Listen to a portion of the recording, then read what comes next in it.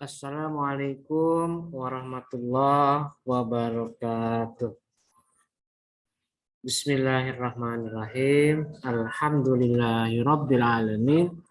Wa bihi nasta'inu ala umuri dunya waddin. Wassalatu wassalamu ala asyrafil anbiya'i wal mursalin. Sayyidina wa maulana Muhammadin wa ala alihi wa sahbihi ajmain. Rabbi shrahli sadri wa yassirli amri wahlul 'uqdatam min lisani yafqahu qawli amma ba'du. Baik, perkuliahan kita pada hari ini kita buka bersama-sama dengan membaca lafaz basmalah. Bismillahirrahmanirrahim. Oke, baik para mahasiswa jurusan Hukum Ekonomi Syariah semester 2 untuk kelas A, B, dan C. Hari ini kita masuk untuk perkuliahan di pertemuan kedua ya. Setelah minggu lalu, Selasa tanggal 8, kita sudah mengadakan pertemuan perdana yang membahas tentang penjelasan mengenai pengantar atau penjelasan mengenai rencana pembelajaran kita. Dan minggu yang lalu sudah saya jelaskan RPS-nya seperti bagaimana ya. Dan sudah saya upload apa itu RPS-nya ya. Silakan bisa kalian baca masing-masing. Oke, baik, sekarang kita masuk ke pertemuan kedua. Dan saya mohon maaf pada kali ini tidak bisa live. Tidak bisa membuka kelas Zoom meeting karena saya ada kegiatan yang mendadak. Saya harus mengerjakan sebuah kegiatan, melakukan sebuah kegiatan yang harus saya selesaikan dan tidak bisa ditunda. Sehingga dengan terpaksa live lecturing itu saya tiadakan. Dan saya ganti dengan pengiriman video ini. Tapi tidak masalah, insya Allah sama. Baik, ini sekaligus 3 kelas ya, A, B, dan C. Jadi saya langsung addressnya ke kalian. Mahasiswa jurusan HES, semester 2, kelas A, B, dan C. Baik. Kali ini saya akan membahas untuk kali pertama materi perkuliahan untuk MK Ulumul Hadis, yaitu mengenai, bentar, saya buka dulu ya RPS-nya ya. Oke, saya tampilkan ya. Sebentar. RPS-nya. Nah, ini dia. RPS-nya. Nah, materinya itu hari ini adalah tentang pengertian hadis dan unsur-unsurnya. Pengertian hadis dan unsur-unsurnya. Jadi ada 2 yang kita akan pelajari. Pertama pengertian hadis, sunnah, khobar, dan athar. Dan menjelaskan tentang sanad, matan, dan rawi. Nah, jadi itu ya materi kita untuk hari ini, dan saya sudah siapkan modul. Oke, sebentar ya, saya tampilkan dulu modul saya. Sebentar.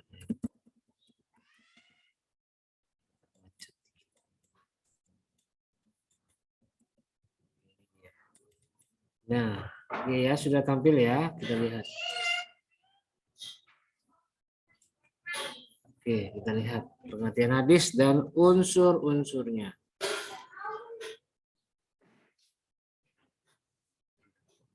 boleh. Tadi ya. Agak trouble. Oke, baik. Kita lihat. Nah, ini dia ya, pengertian hadis dan unsur-unsurnya.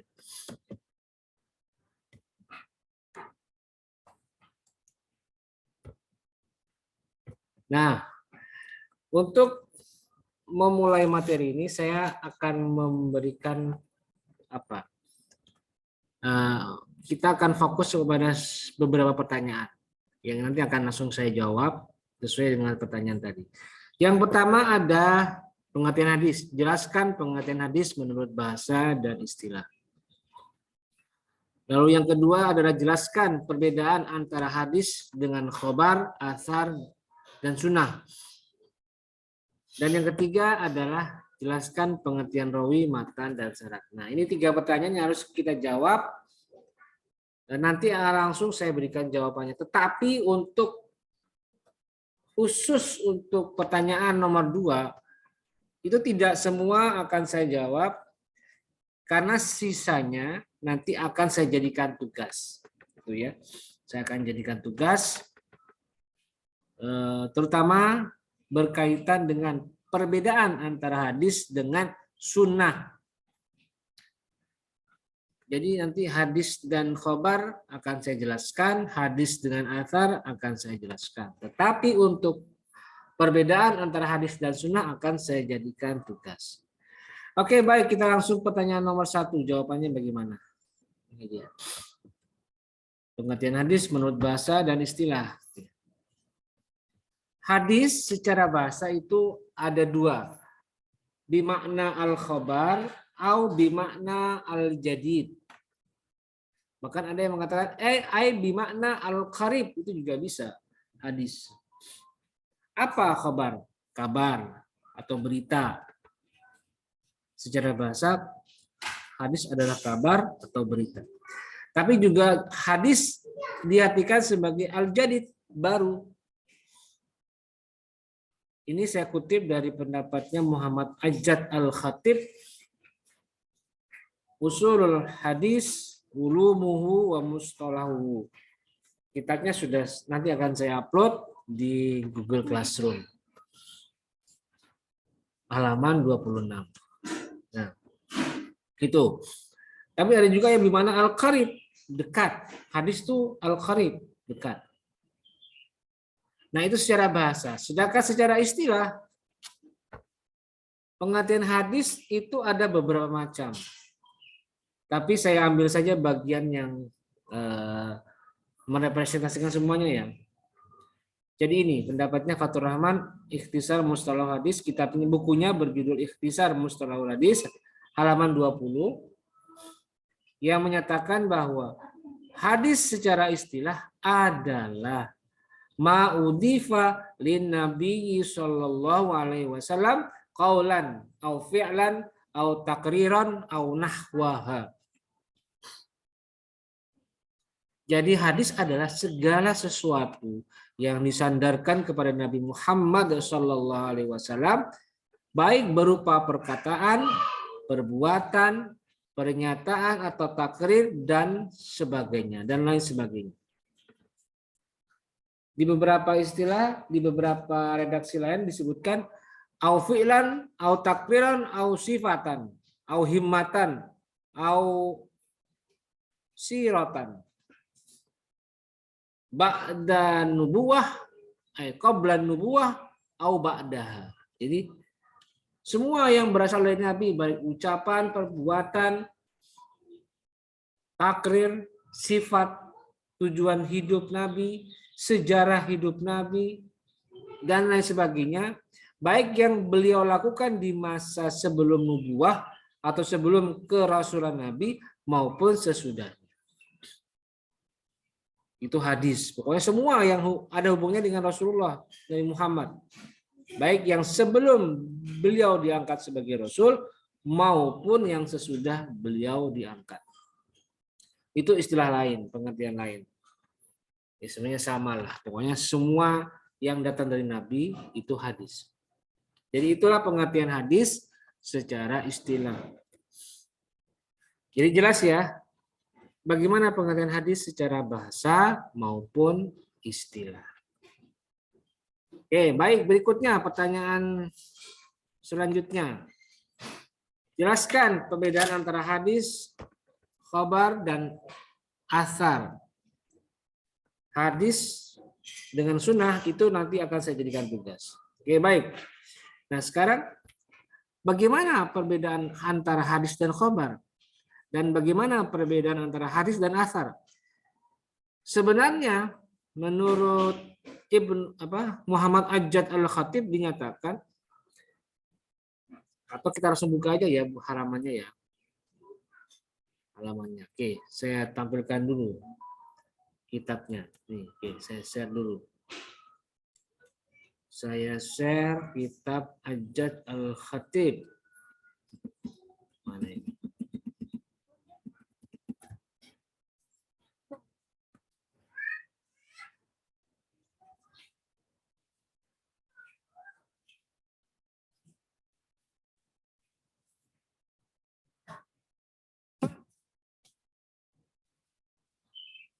Oh, ini dia. Oke, baik, kita lihat ya. Oke, saya share dulu ya. Ini dia. Nah, ini kitab Ajjad Al-Khatib. Wal khabaru indal muhaddisina muradifun lil hadis. Khabar menurut para ahli hadis itu muradifnya hadis atau sinonim dari kalimat hadis. Jadi sinonimnya sama, kata yang sama, makna yang sama.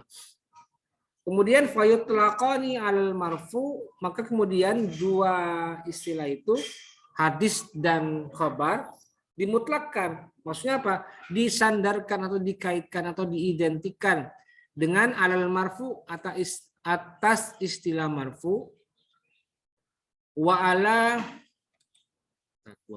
alal mauquf wal maktu, dan istilah al mauquf dan maktu. Berarti artinya khabar itu ya sama dengan hadis, tapi hadisnya mauquf. Asar juga sama hadis juga, tetapi diidentikan, dikonotasikan dengan istilah hadis yang maktu. Sedangkan hadis itu sendiri ya identik dengan hadis yang marfu. Jadi hadis ditinjau dari segi sandarannya itu ada 3. Pertama hadis marfu, hadis mauquf, dan hadis maktu. Wayasmilu, maka mencakup majaa, hadis kepada ma, sesuatu, jaa yang datang dari Rasul sallallahu alaihi wasallam, datang dari Rasul, hadis, wa anis sahabati, dan dari sahabat, mauquf, wat tabi'ina, dan para tabi'in atau maktu. Jadi itu ya.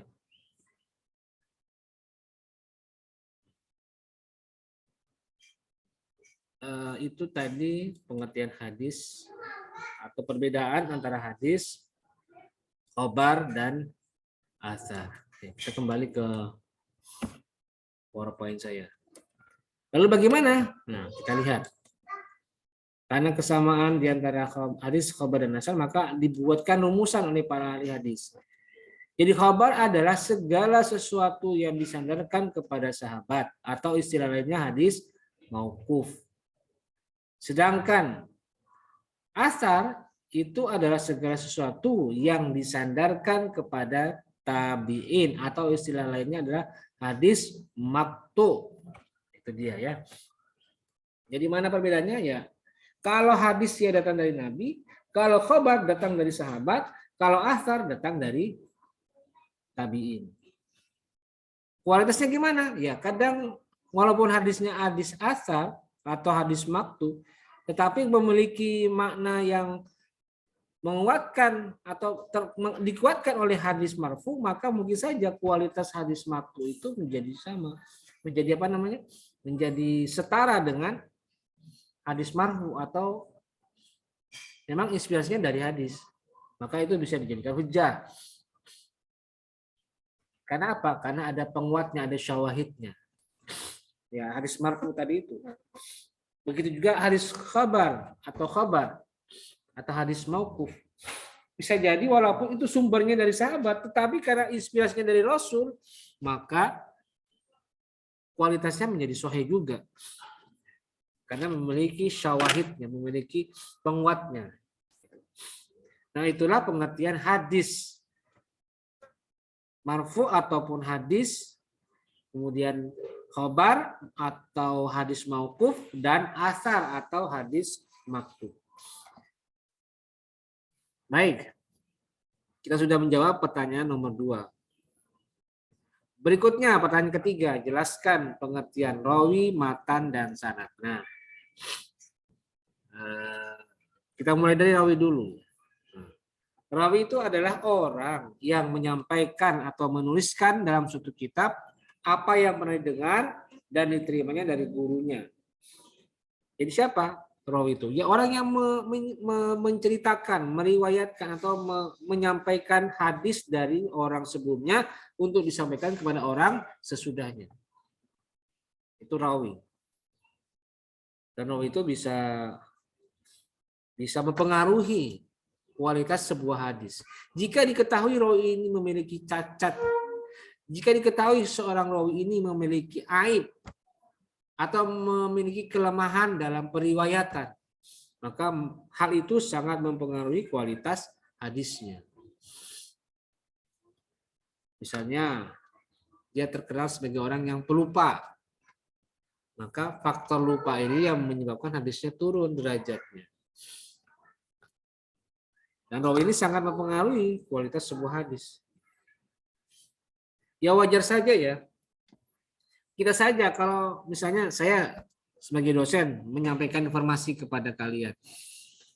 Cuma yang datang, yang mendengarkan saya ngomong cuma 3 orang. Nah yang 3 orang ini, salah satunya itu terkenal pelupa. Susah disuruh mengingat. Maka ketika saya mengumumkan, kepada kalian mahasiswa HES A, B, dan C, minggu depan kita libur ya. Didengarkan oleh 3 orang di depan ini. Terus tolong sampaikan kepada yang lain. Nah, gitu ya saya bilang. Kemudian disampaikanlah masing-masing dari 3 orang ini kepada temannya masing-masing. Disampaikan, minggu depan Pak Miftah libur. Ada yang ngomong gitu. Waduh, salah lagi itu. Nah, itu sangat berpengaruh kepada kualitas ucapan saya. Tergantung siapa? Ya tergantung rawinya gitu. Jadi itu sangat berpengaruh. Apakah dianggap sebagai hadis sahih atau sebaliknya. Nah, itu rawi ya, orang yang menyampaikan hadis. Berikutnya yang kedua adalah matan. Matan itu sebenarnya adalah kalam atau ucapan atau materi yang di-offer oleh sanad yang terakhir. Artinya apa? Ya, isi dari hadis itu ya matan. Matan. Jadi misalnya qala Rasulullah sallallahu alaihi wasallam innamal a'malu binniyat. Nah, matanya apa? Innamal a'malu binniyat. Itu matanya. Isi pembicaraan atau isi atau materi yang disampaikan oleh rawi kepada rawi yang lain. Dan yang ketiga adalah sanad. Sanad itu adalah jalan yang dapat menghubungkan matan hadis kepada Nabi Muhammad sallallahu alaihi wasallam. Artinya apa? Sanad itu adalah kelompok rawi yang secara sengaja mereka melakukan satu jaringan, menciptakan satu lingkaran, menciptakan satu sistem yang di situ tersendiri mereka melakukan periwayatan hadis. Misalnya begini, satu hadis ketika saya menyampaikan satu contoh saya tadi ya, saya menyampaikan berita kepada mahasiswa HES ABC. Yang dengarkan tidak semuanya, hanya 5 orang. Nah, masing-masing dari kelima mahasiswa tadi ini menciptakan syaratnya sendiri. Syarat A ke siapa, syarat B ke siapa, syarat C ke siapa, dan seterusnya. Nah, itu sanad. Rangkaian periwayatan atau rangkaian orang, sekumpulan orang yang menghubungkan matan hadis itu sampai ke tujuannya. Tujuannya adalah Rasulullah. Maka mereka menciptakan jalan. Jadi syarat adalah jalur atau jalan atau lingkaran atau tahapan yang menghubungkan hadis sampai kepada Rasul. Nah, itu sanad. Misalnya sanadnya dari Imam Bukhari, sanadnya dari Abu Dawud, sanadnya dari Ibnu Majah, sanadnya dari Turmuzi, sanadnya dari An-Nasai, sanadnya dari Imam Muslim. Nah, mereka punya sanadnya sendiri-sendiri. Dan mereka mempertanggungjawabkan syaratnya itu. Jika ada satu rawi saja yang salah, maka itu bertanggung jawab atas kualitas sebuah hadis. Jadi itu ya sanad. Nah, jadi sudah jelas ya, apa itu rawi, apa itu matan, dan apa itu sanad. Rawi adalah orang yang meriwayatkan hadis, matan adalah isi hadis, dan sanad adalah jalur yang menyambungkan antar rawi sehingga sampai kepada hadis Nabi, sampai kepada Nabi. Itu sanad. Nah, oke, baik, jelas ya. Jadi itu penjelasan saya mengenai 3 jawaban tadi. Dan ada satu yang masih belum saya jawab, yaitu tentang apa perbedaan antara hadis dengan sunnah. Nah, untuk kali ini saya akan memberikan kalian tugas.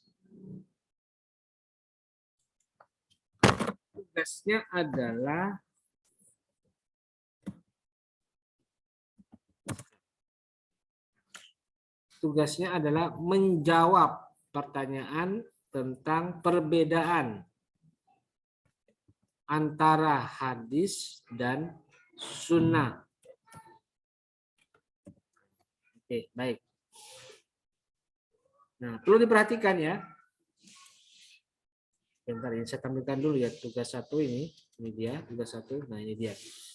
Perhatikan. Tugas 1, kalian harus menjelaskan perbedaan antara hadis dan sunnah. Nah, ingat, tugas ini dikerjakan secara individual. Artinya tidak boleh bekerja sama. Harus masing-masing.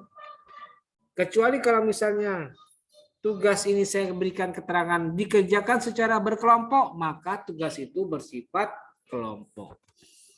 Tapi kalau sifatnya individual, berarti harus dikerjakan satu per satu, orang per orang. Tidak boleh bekerja sama. Itu ya.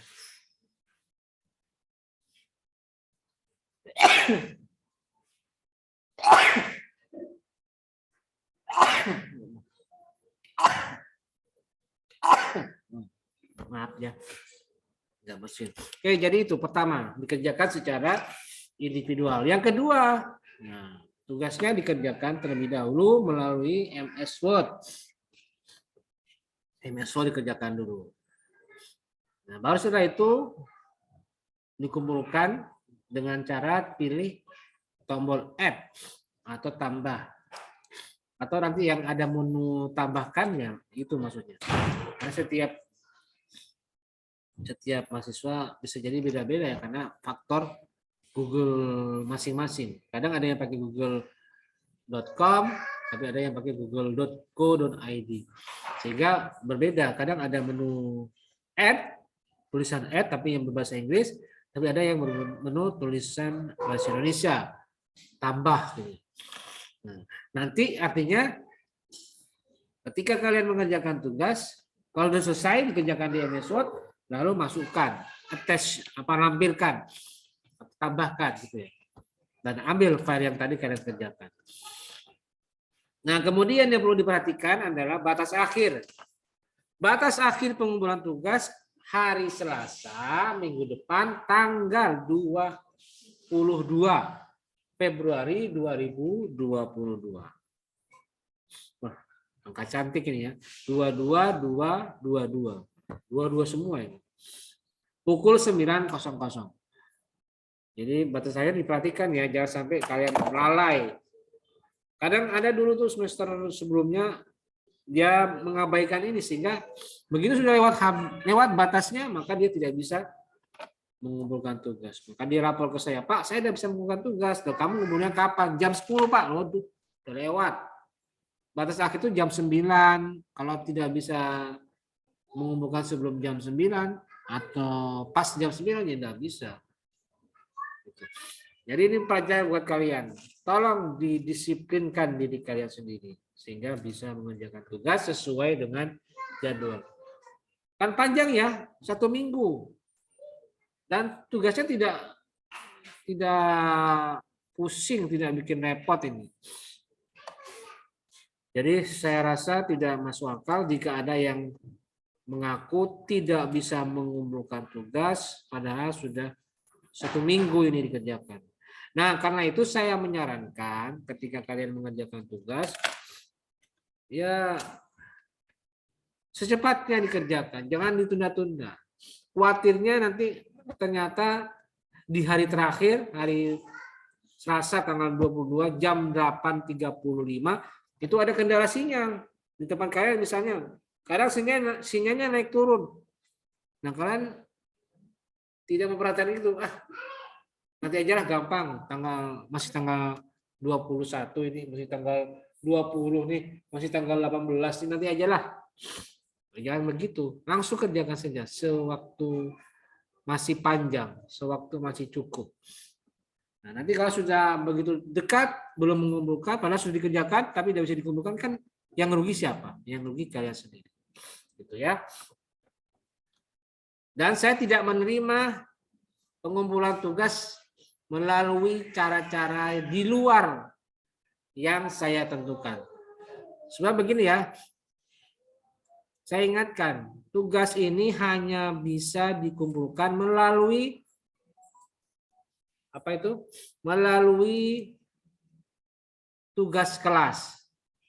Seperti apa? Oke, saya kasih contoh yang kelas yang lama ini, saya kasih contoh ya. Nah, saya tampilkan dulu, saya cari dulu ya.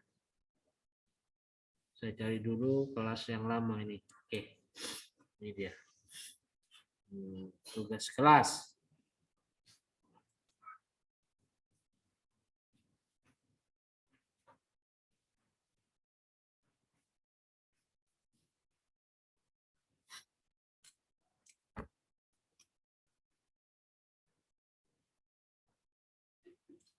Nih, oke. Saya tampilkan ya. Oke, saya tampilkan contoh dari tugas kelas. Nah, ini dia. Ini ada tugas 1. Nih, menjelaskan perbedaan antara hadis. Nah, ini sama ini. Ini ya. Nah, kita lihat di sini. Jadi mereka mengumpulkan dan sudah terekam di sini. Nah, yang saya maksud hanya bisa dikumpulkan di apa itu? Di menu tugas kelas. Nah, ini dia. Jadi dia sudah ini. Nah, lihat nih. Ini ada di sini nih. Nah, kita lihat ya. Tuh, sudah ada di situ ya.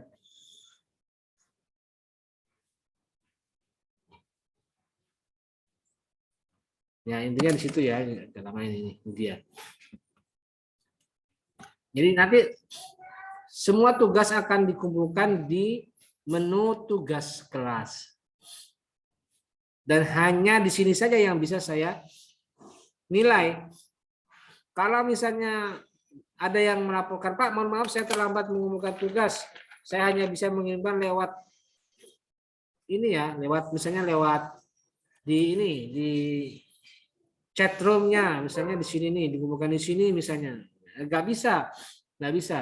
Apalagi sampai dia ngirim lewat WA. Saya tolak pasti, dan saya anggap tidak mengerjakan. Artinya kalau sudah batas akhir pengumpulan tugasnya selesai, ya sudah, berarti tidak ada tugas dia, dan saya anggap kosong nilainya. Maka dari itu saya minta kepada kalian jurusan HES, baik A, B, ataupun C, agar mendisiplinkan diri kalian sendiri. Cermati tugas ini, kapan batas akhirnya. Dan kerjakan sesuai dengan batas akhir pengumpulan tugas. Jadi itu ya, untuk tugas 1 pada pertemuan mata kuliah Ulumul Hadis kali ini. Dan saya sudah siapkan, nanti saya akan siapkan rujukan pembantu. Saya sudah buatkan, saya sudah bantu dengan saya uploadkan materi PDF-nya. Saya punya buku. Ini ya, saya tampilkan dulu ya. Saya tampilkan contohnya. Oke, saya tampilkan. Ini dia. Nah, untuk memudahkan kalian dalam mencari pengertian atau perbedaan antara hadis dan sunnah, silakan bisa kalian lihat di buku ini. Karangannya Profesor Muhammad Zuhri.